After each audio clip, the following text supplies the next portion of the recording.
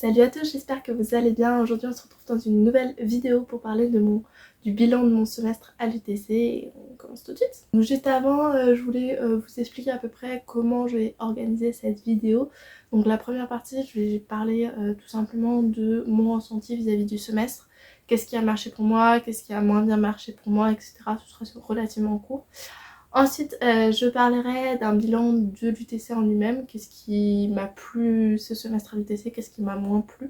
Et ensuite, je parlerai des matières, des différentes matières que j'ai eues et un petit bilan de ces matières-là. Donc, en tout premier lieu, qu'est-ce qui a marché pour moi, qu'est-ce qui a moins bien marché pour moi. Donc, globalement, ce qui a été très compliqué pour moi, c'est pas forcément de me motiver à travailler, mais une fois que j'étais lancée à travailler, de vraiment me concentrer sur ce que je faisais à 100%. J'ai aussi fait les choses parfois, je trouve, un petit peu à la va-vite. C'est-à-dire que j'étais tellement stressée par tous les projets que j'avais qu'il y avait des points sur lesquels je prenais pas forcément suffisamment de temps dessus et c'était pas bien organisé de manière à ce que ça puisse marcher. Il y avait des fois, par exemple, je restais 1 heure au moins sur un projet et je devais avoir fait quelque chose de ridicule vis-à-vis du temps que j'y ai passé en fait, et du coup aussi gagner en efficacité, je pense que ce serait aussi mieux. Donc ça c'est pour les points plutôt négatifs. Pour les points positifs, j'ai réussi à valider toutes mes UV, donc ça c'est un point positif. Et j'ai réussi en même temps à faire quelque chose que j'aime beaucoup maintenant à côté, qui est du coup cette chaîne. Et du coup en fait l'équilibre des deux, ça fait que je suis vraiment contente de mon semestre. Même si j'aurais aimé avoir quand même des meilleures notes parce que finalement je me suis retrouvée avec un semestre où j'avais des moins bonnes notes à la fin.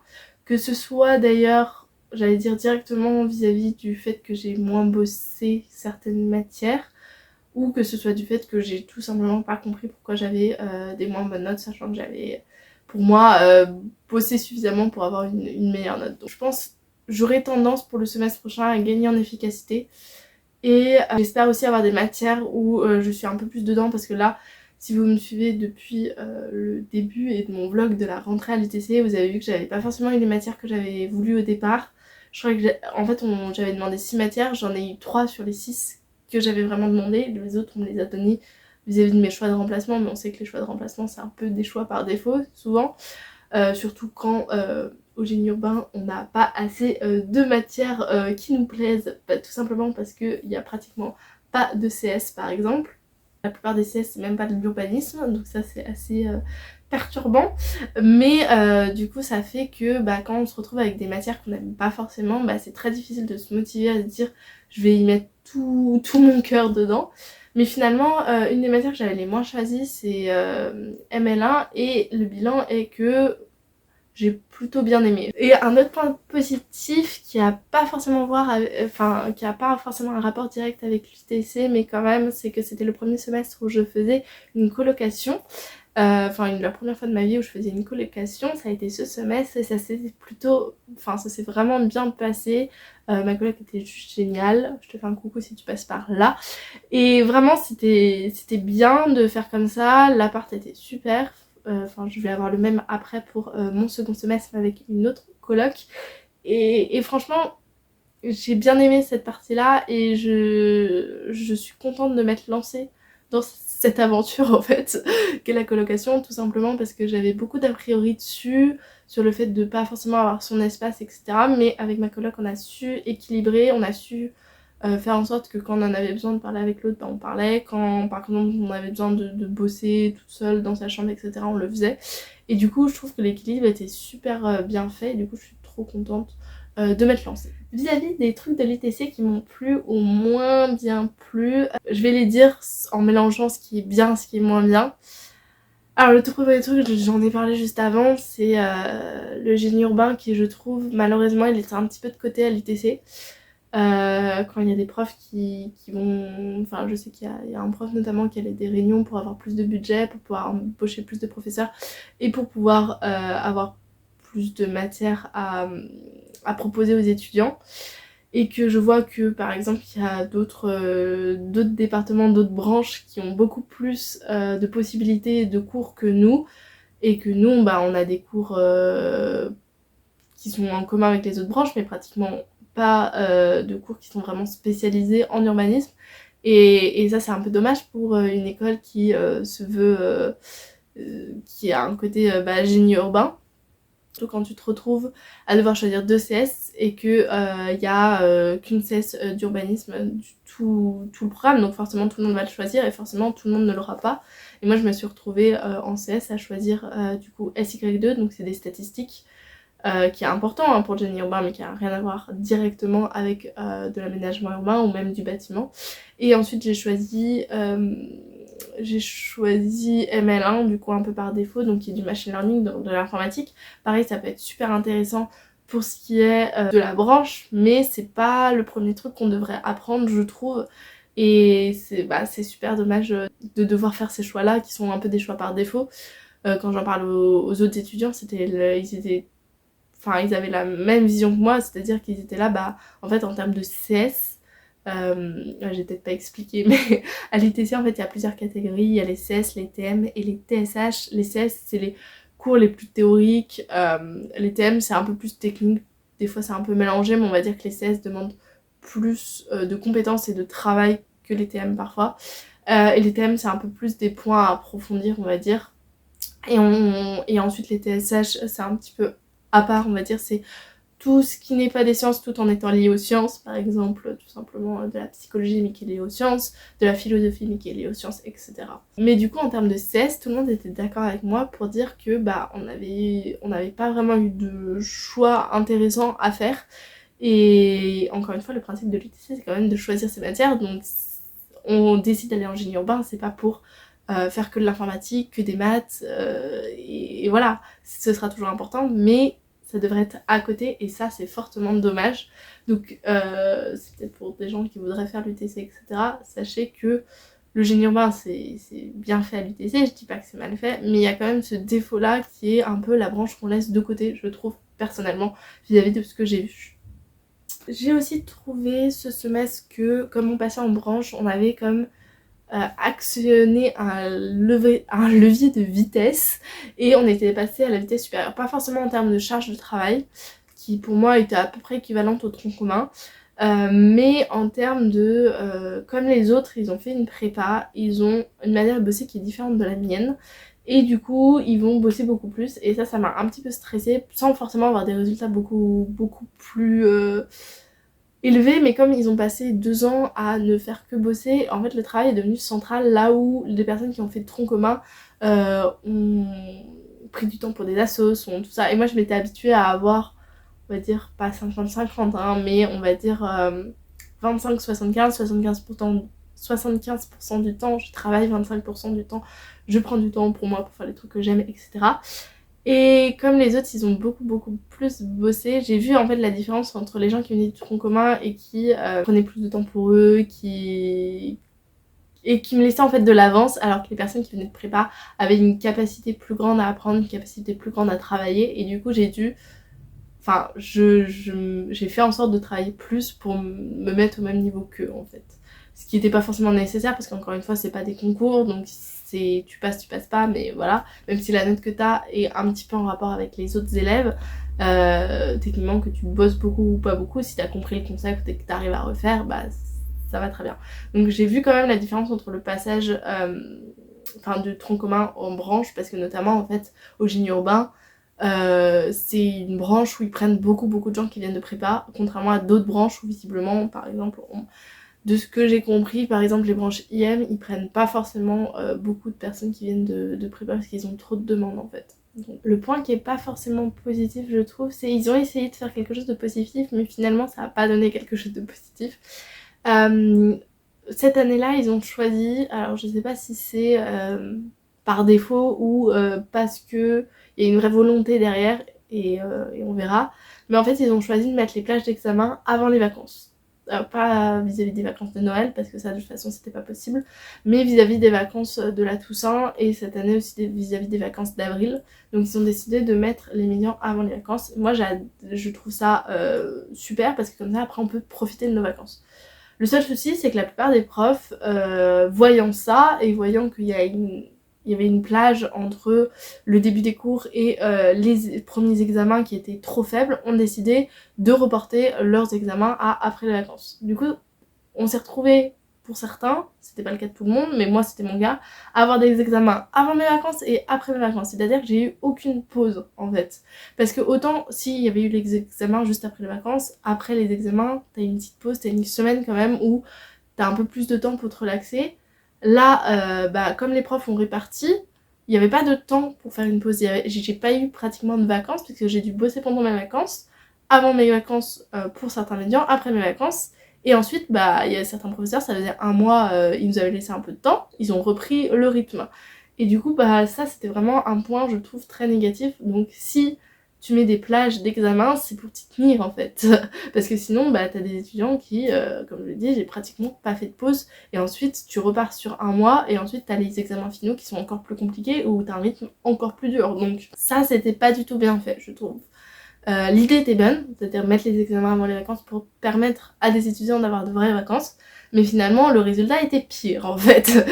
Les points qui étaient positifs, c'est que on a un bâtiment de génie urbain qui est adapté, ils ont fait en sorte de faire quelque chose de vraiment qualitatif. Alors mis à part les problèmes thermiques importants, c'est-à-dire tu es au premier étage, tu te les gèles, tu es au deuxième étage, tu meurs de chaud.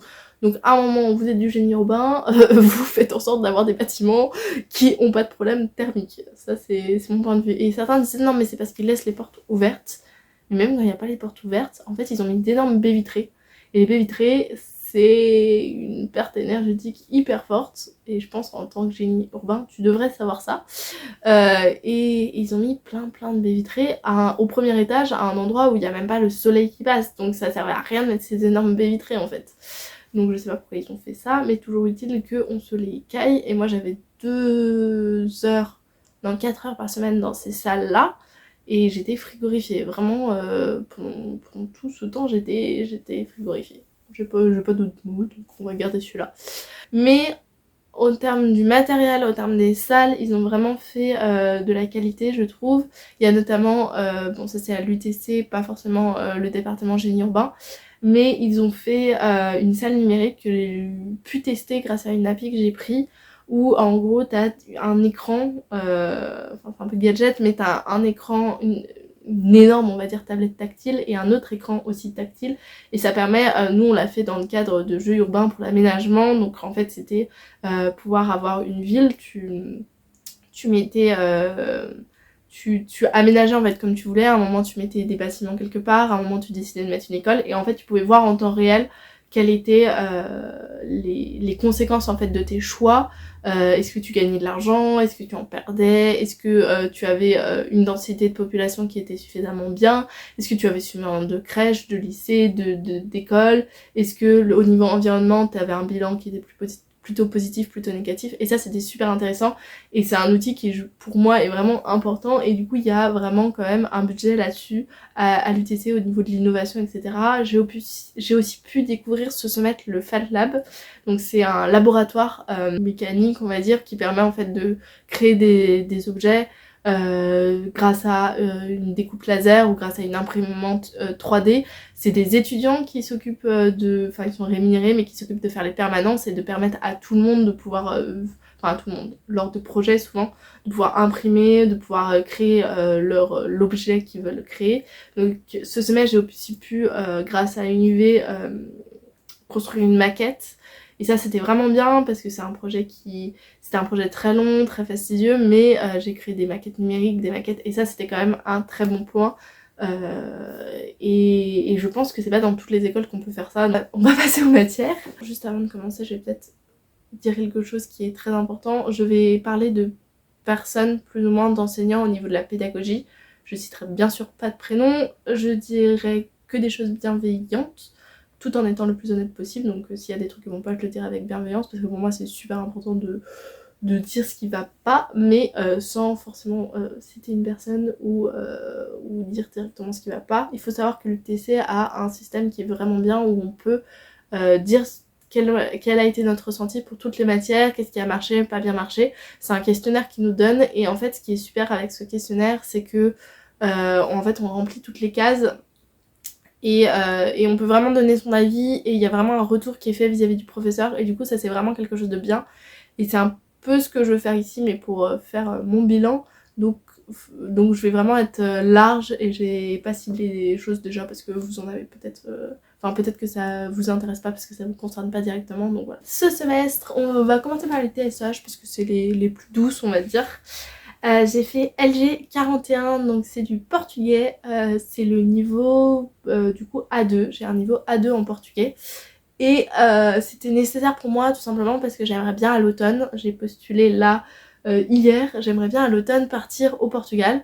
Et du coup pour moi c'était important de parler un minimum portugais, donc le niveau A2 c'est pas forcément le niveau le plus incroyable on va dire, mais j'aimerais beaucoup, donc là je vais faire encore du portugais pour atteindre le niveau B1 et pour pouvoir partir ce serait super. Cette matière, en fait, dans cette matière, on nous avait pas dit, mais la professeure qui était annoncée n'était pas celle qu'on a eue.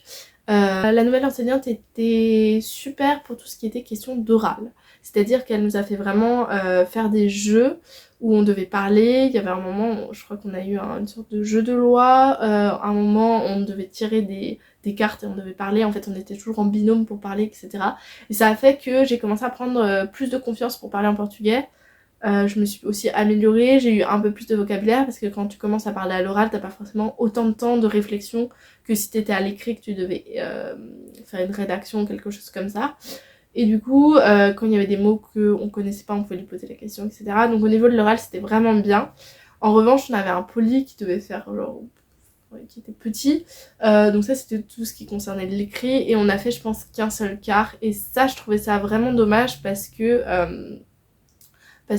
une langue c'est super important de la parler mais c'est aussi important d'avoir les bases pour écrire et on a surtout travaillé les verbes et pas forcément d'autres notions qui sont aussi importantes et qui je pense vont me poser problème pour le semestre qui arrive puisque j'aurai pas forcément toutes les bases nécessaires. Mais au moins à l'oral ce sera un petit peu mieux, donc on va voir. Ensuite en termes de TSH j'ai aussi eu PH9, donc c'était de l'éthique.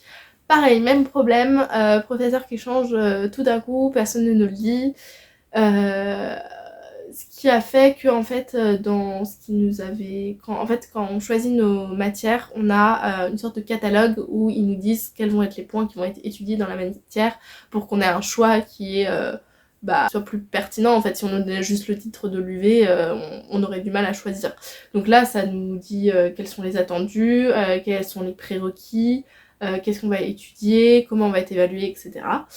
Et la nouvelle professeure a commencé par nous dire que on allait avoir des contrôles sur les cours théoriques alors que c'était pas du tout écrit, enfin bref il y a eu quelques confusions. Finalement on a été noté comme ce qu'on aurait dû être noté, c'est-à-dire par un mémoire qu'on devait rédiger sur l'éthique avec un sujet spécial. Le seul bémol que j'ai trouvé vis-à-vis de cette matière, c'était en fait les cours théoriques qui étaient beaucoup trop tournés vers qu'est-ce qu'est l'éthique, quelles sont les bases de l'éthique, etc. et moins vers des domaines appliqués qui auraient été beaucoup plus importants pour un ingénieur. Par exemple, tout ce qui était la bioéthique, on l'a pas du tout abordé. En fait, on n'a abordé que les principes théoriques tels que Aristote, Kant, etc., des différents philosophes, qui peut être important, mais plutôt en introduction.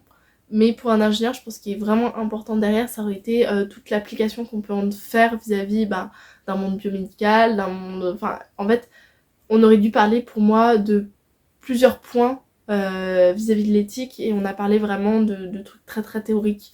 Et du coup, de ce point de vue-là, le programme était pas le même que celui annoncé et c'était fortement dommage, j'ai trouvé. Ce qui était bien, c'est qu'on a pu choisir notre sujet par contre au niveau du mémoire. Moi, j'ai choisi un truc autour de l'écologie. Finalement, je pense que ça n'a pas forcément plu à l'enseignante. Le sujet, il était un peu trop vaste, etc. Mais avec mon groupe, on a vraiment aimé travailler dessus. Et on y a passé vraiment beaucoup de temps pour une note qui était pour moi pas à la hauteur, on va dire. mais voilà, c'est comme ça, c'est le jeu. On a dû pas être super clair malheureusement.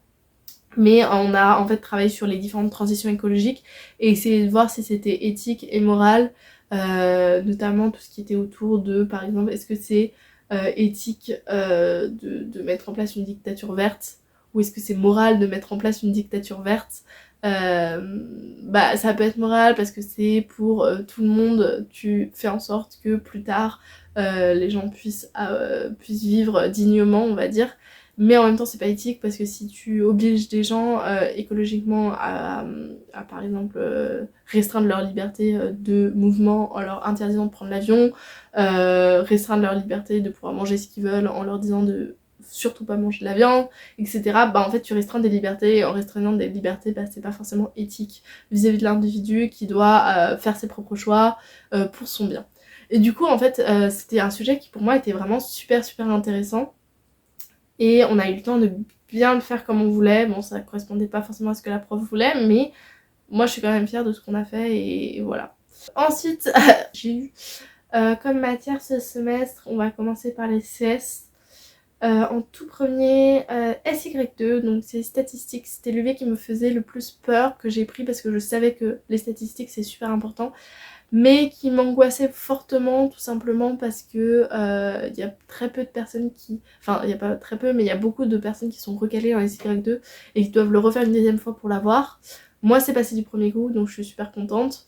Et j'avais peur parce que ça allait me demander beaucoup de travail et qu'on m'a mis à côté des UV aussi plutôt compliqués. Mais finalement, encore une fois, c'est plutôt bien passé. C'est pas forcément l'UV qui m'a demandé finalement la charge de travail la plus grande.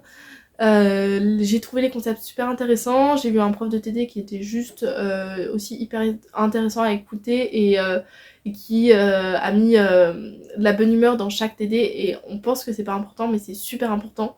En fait j'avais envie d'aller au TD de SY2 parce qu'il était là et qu'il mettait de la bonne humeur et qu'il avançait en fait le schmilblick on va dire et ça c'était vraiment le point positif. Au niveau des cours ils étaient... Enfin les cours de maths c'est toujours compliqué, moi j'ai trouvé toujours ça compliqué et là j'arrivais plutôt à suivre donc c'est plutôt un bon point.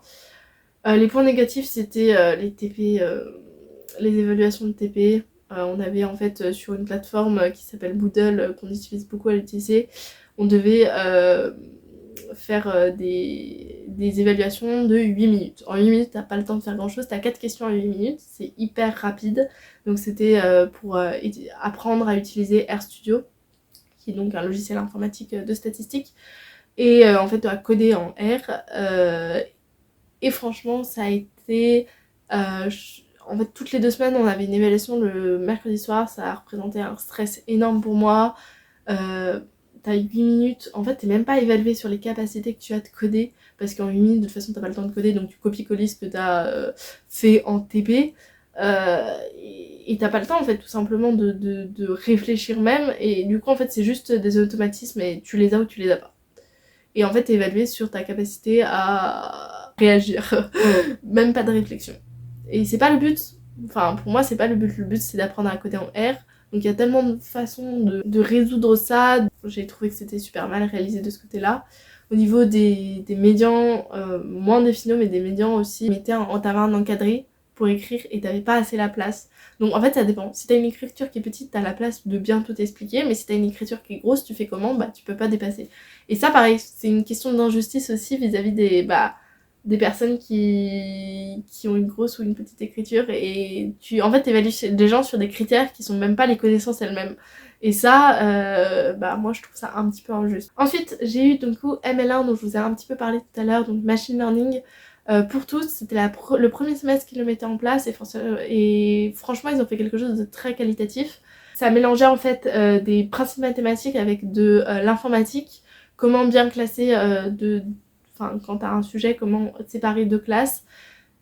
J'ai été intéressée alors qu'au début vraiment j'avais vraiment pas envie de suivre ce cours et je pense que finalement c'est le cours qui m'a le plus surpris agréablement. J'ai été vraiment contente en fait de le suivre et je pense que je le conseille aux gens qui... Par contre un point négatif que j'ai trouvé c'est qu'ils avaient laissé des personnes du génie informatique venir et du coup tu voyais vraiment la marche différente entre les personnes qui venaient du génie informatique et les autres branches, les autres spécialités, parce qu'ils savaient coder bien plus facilement que moi par exemple, même si au final on n'était pas noté sur on était noté sur la compréhension des principes, qu'ils soient informatiques ou mathématiques, mais pas sur la façon de coder, et ça heureusement.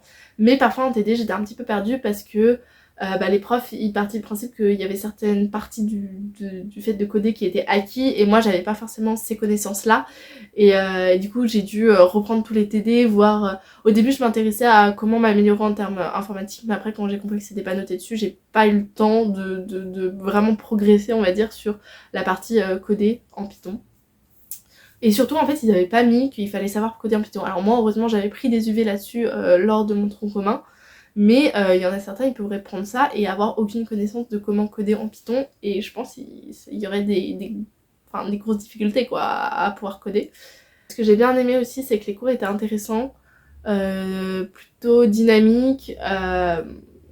Et même si c'est des principes mathématiques, on passait 2 heures à bien les comprendre et c'était intéressant. Et voilà, donc je suis plutôt satisfaite de cette matière là.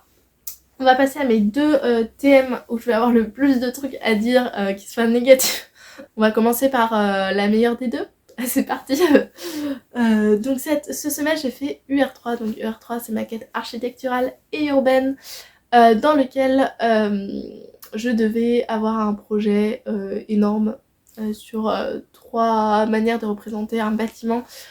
Le premier c'était donc AutoCAD, donc c'est de manière 2D et 3D mais une représentation assez simpliste on va dire. Ensuite il y avait Revit qui est un logiciel orienté objet, ça veut dire tu poses un objet en fait tout simplement et tu construis ta maison avec des petits murs etc. C'est un peu Sims mais en version non jeu et plutôt représentation réelle.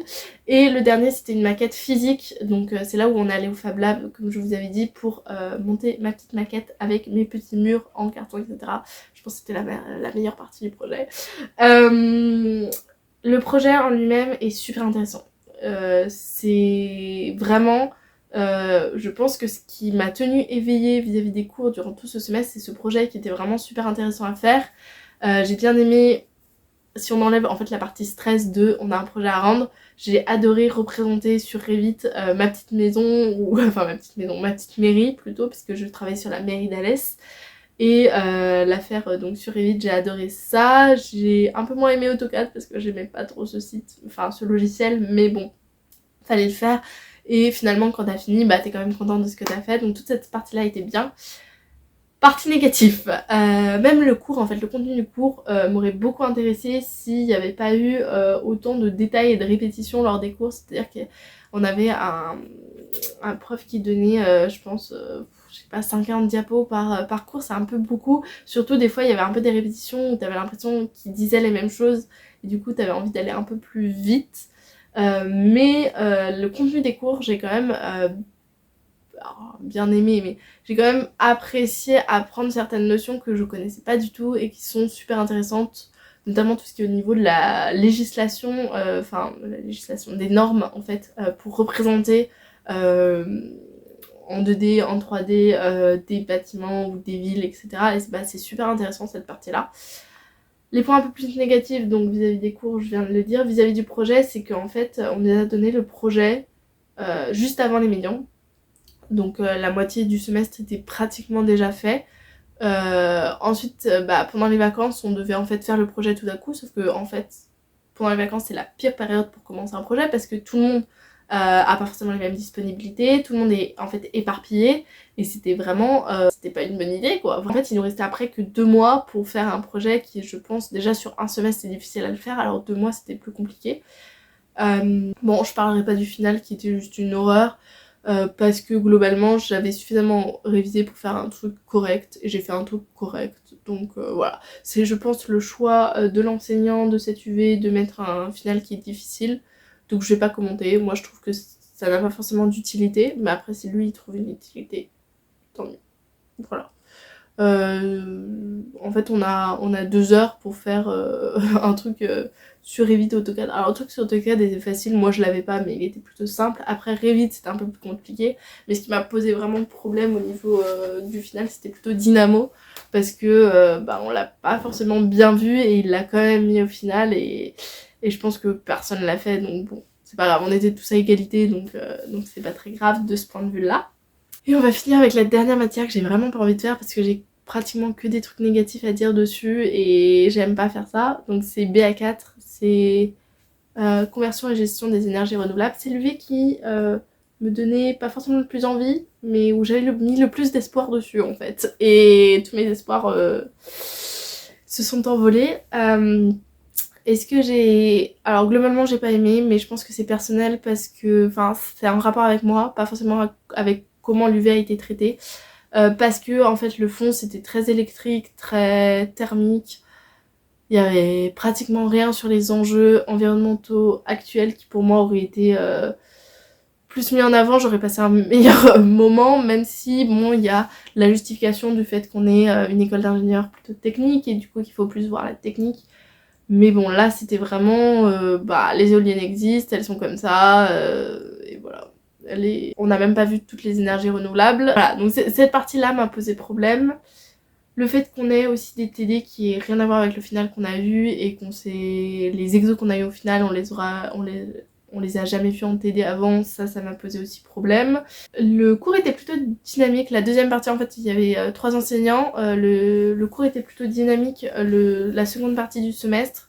Du coup ça c'était plutôt pas mal parce qu'un lundi matin à 8h, je t'avoue, suivre un cours qui n'est pas dynamique c'est très très compliqué. Mais il a plutôt su le rendre dynamique, mais bon, début de semaine, etc., il y a des infos, je les ai pas captées. Et ensuite, dans la diapo, elles n'étaient pas écrites, les diapos n'étaient pas structurées, donc c'était très compliqué après de vraiment reprendre ses notes et d'avoir un cours qui était super construit. En fait, il y en avait partout. Et les cours comme ça, après, il faut refaire une organisation et... Voilà, donc ça c'était peut-être la partie un petit peu moins positive. Puis on a eu un projet aussi où j'ai passé un très mauvais moment, c'est-à-dire qu'on avait fait quelque chose qui selon moi était de qualité, tout simplement. On est passé au tableau, et en fait je faisais l'introduction, une toute petite partie de la présentation ensuite, du grand 1 on va dire, et ensuite je faisais la conclusion. Et quand j'ai fini la conclusion, le prof m'a regardé et m'a dit mais en fait vous avez parlé que à la fin. Et non, j'ai pas parlé que à la fin, j'avais parlé au début, donc le fait déjà qu'il m'avait pas forcément écouté, ça m'a un peu, pas dégoûté, mais un petit peu quand même. Et ensuite, juste après, il a dit, il m'a posé une question sur des cas particuliers, et ensuite il m'a dit non mais ça c'est pour des cas particuliers, et j'ai pas réussi à lui dire bah oui mais c'est comme ça que j'avais compris la question, du coup il a compris que j'avais pas compris le sujet. Enfin bref, des quiproquos, des trucs, et en fait ça m'a vraiment mis mal parce que quand tu passes longtemps sur un sujet et en genre 5 minutes le prof il te juge sur quelque chose qu'il a mal compris, bah forcément t'es un petit peu dégoûté. Enfin, moi j'étais un petit peu dégoûtée. Bon au final c'est bien passé et bon finalement j'ai eu une note qui pour moi ne correspond pas à tous les efforts que j'ai mis dans cette matière, mais bon c'est comme ça. C'est pas déprimant mais c'est décourageant en fait de passer autant de temps sur des matières, mais de toute façon c'est le jeu hein, mais quand tu passes autant de temps sur des matières tu penses avoir réussi, tu penses avoir mis tout ce qu'il fallait pour réussir, tu réussis mais pas à la hauteur de ce que tu pensais, donc c'est un peu t'es déçu de ce que t'as fait. Mais je suis même pas déçue de ce que j'ai fait, en fait j'ai déçu juste de la note. C'est même pas... Par exemple en SY2 j'ai eu C et je suis super contente parce que je pensais pas avoir cette note et parce que tout ce que j'ai mis dedans pour moi ça valait ce C. Et en BA4 j'ai mis tellement de trucs dedans et j'ai eu D et je comprends pas parce que la difficulté était pas si énorme que ça en fait. Bon voilà, je pense que j'ai fait le tour de tout ce que je voulais dire. J'espère qu'elle vous aura plu, c'était vraiment un bilan qui est plus pour moi on va dire. Je le partage parce que je me dis que ça peut être important pour des personnes qui sont à l'UTC, pour des personnes qui veulent faire l'UTC ou pour des personnes qui sont juste curieux vis-à-vis des formations des autres. Ça peut être super intéressant. Donc si vous avez aimé cette vidéo, n'hésitez pas à la liker, n'hésitez pas à mettre des commentaires, n'hésitez pas non plus à vous abonner si c'est pas déjà fait. J'y publie des trucs sur l'orientation bien sûr, toujours des vidéos là-dessus, mais aussi des vidéos personnellement sur ma formation. Et si ça vous intéresse, n'hésitez pas à vous abonner. Et sinon je vous dis à la prochaine fois, donc à la semaine prochaine pour une autre vidéo. Salut!